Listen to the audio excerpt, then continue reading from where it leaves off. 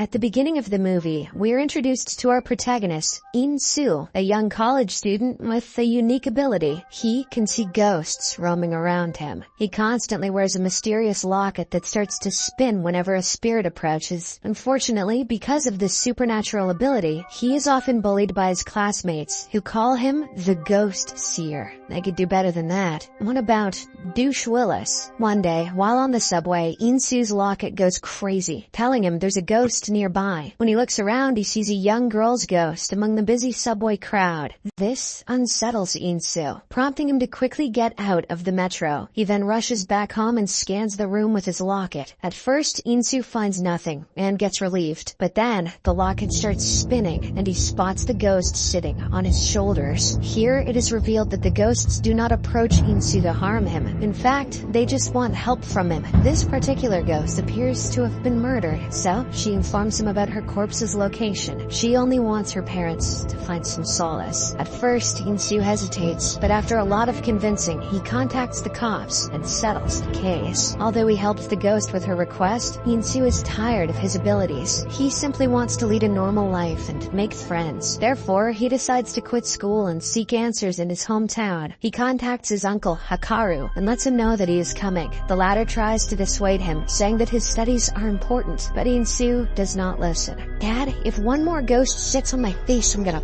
freak. In the next scene, he returns to his hometown, and along the way, he spots a beautiful girl named Rose. Later, In-soo meets his uncle, who seems to have the same capacity to see ghosts like him. Not only this, he is a master exorcist, who is known for banishing ghosts to the afterlife. The next day, In-soo gets admitted to his childhood school. The teacher introduces him to everyone, and In-soo hopes that he can have a fresh start here. Unfortunately, a group of bullies notice him and immediately start tormenting him. One of the bullies, named Hyun-ji, even flirts with him, despite having a boyfriend, Hai-chul. She thinks he's the Bruce Chillest. As all of this is going on, In-soo spots a female ghost wearing a mask outside the classroom and becomes horrified. Later, as he is returning home from school, Hai-chul suddenly attacks him from behind and beats him up. The bully warns In-soo to stay away from his girlfriend, even though she was the one flirting. Hai-chul then threatens our boy by bringing up the case of a certain Ah-yeon. She died under mysterious circumstances years back, and In-soo was visited by her ghost numerous times. She always pleaded for help, but In-soo never had the courage to do so. This was one of the main reasons why he transferred to the city. The scene then cuts to one of the female bullies, who returns home and discovers a polythene bag hanging on the front door. When she tries opening it, the polythene breaks, and blood spills all over her face. Scared, the bully desperately tries to phone her friends, but the call just won't connect. Then, in the blink of an eye, the same masked ghost from earlier attacks her and finishes her off. That was the point of the blood bag. Later, we see In-soo sitting with the same girl from earlier, Rose. She is actually a ghost who died some years back, but since she isn't scary and ugly like the others, In-soo likes talking to her. Suddenly, wind starts to blow, and Rose tells In-soo that the masked girl is near them. This frightens our boy, and he immediately runs away from there. The next day at school, as Hyun-ji is harassing a boy in front of the entire class, In-soo gets fed up and intervenes. He orders her to stop the bullying once and for all. As expected, the other bullies spring forward to beat In-soo up, but Hyun-ji stops them. It appears that she has started liking him. She might even like a look at his Bruce Willis. In the evening, as In-soo and his uncle are watching the news, they see a solved murder case where the killer is finally apprehended after 10 years. He is found to be wearing a mask. This immediately catches In-soo's attention as he recalls the masked ghost he saw at school. He talks about her with his uncle, hoping to find any information. Just then, a female spirit, who appears to be living in the same house, reveals that the masked girl's name is Sai-hee. Meanwhile, a couple from the bully gang sneaks into the school at night. They are there to get back the girl's cell phone, which was seized by one of the teachers earlier. After getting the job done, they enter a classroom and have some fun. Then, the girl rushes to the washroom, leaving the boy alone. While waiting for her to return, suddenly, the masked ghost, Sai-hee, appears and kills him. After this, she confronts the other bully in the bathroom stall and finishes her off as well. The following day, the entire school is shaken up by the murders. In particular, Hyunji appears to be distressed, as all her friends are being targeted one after another. Meanwhile, In-soo tries to gather information on the masked ghost, Sae-hee. He inquires with everyone in the classroom, but no one dares to talk about Sae-hee, despite the fact that they are aware of her. It appears that her death had something to do with the bully group. Later, while In-soo and Rose are enjoying their time together, he receives a message from one of his classmates. She includes a photo of Sae-hee, as well as a statement mentioning that she should not be questioned about Sae-hee anymore. In-soo then asks Rose if she knows anything about Sae-hee. In response, the beautiful ghost girl says that the entire school knows, as she died. Hearing this, it finally dawns on In-soo that the bully group was responsible for Sae-hee's death.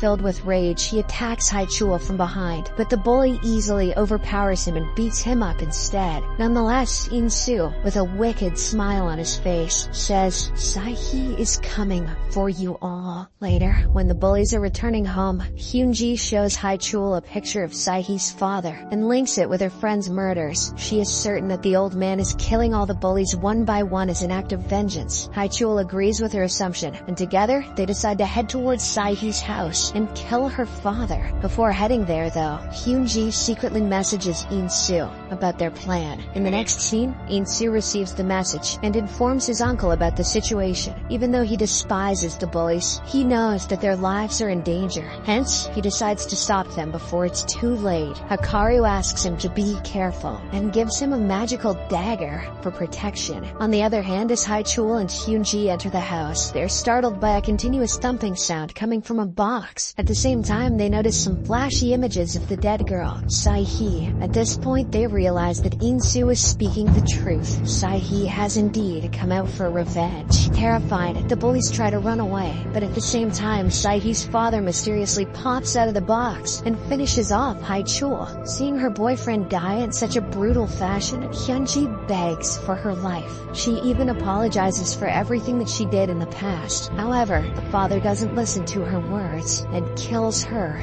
as well. In the aftermath, In-soo finally arrives at the scene. He enters the house to find his classmates lying limp on the floor. He also notices Sae-hee's father and realizes that he has been possessed by his daughter's ghost. Just as In-soo is about to leave, he hears a sound coming from a nearby closet. Inside, he finds Sae-hee with her usual mask on. In-soo courageously unmasks her and discovers that she is none other than Rose. Following this, we are taken to the past to find out what really happened. Sae-hee was a fun-loving girl at the same school, but just like the others, she was also tormented by the bully group. Monday, after reaching her breaking point, she complained to the head teacher about Hyunji's bullying behavior. Taking the matter seriously, the teacher insulted Hyunji in front of everyone. This enraged the bully girl so much that she decided to make Sae-hee's life a living hell. From the next day onwards, Hyunji and her gang started treating Sae-hee like an animal. They beat her up, pulled her hair, set fire to her hair, and even forced her to wear a mask. All the students in the class witnessed this, but they never spoke up due to fear of meeting the same fate. The constant torture took a toll on Sae-hee's life, and she cried all the time at home. Her concerned father advised her to contact the head teacher, but Sae-hee declined, saying this would only escalate things. Then, one day, fed up with the constant abuse, she committed the unthinkable. In the afterlife, her spirit split into two personalities. The first one is Rose, who resembles the actual Sae-hee, sweet and always helpful to others. The second one is the masked girl, who is on a quest to eliminate all her tormentors. In the present, In-soo discovers a diary in which all of the victims' names have been crossed out, except for the head teacher. This means that the masked girl is not done with her killings yet. Scared, In-soo immediately calls his uncle and requests him to go to Sae-hee's house and execute the burial rites. He then proceeds to the school in order to save the head teacher.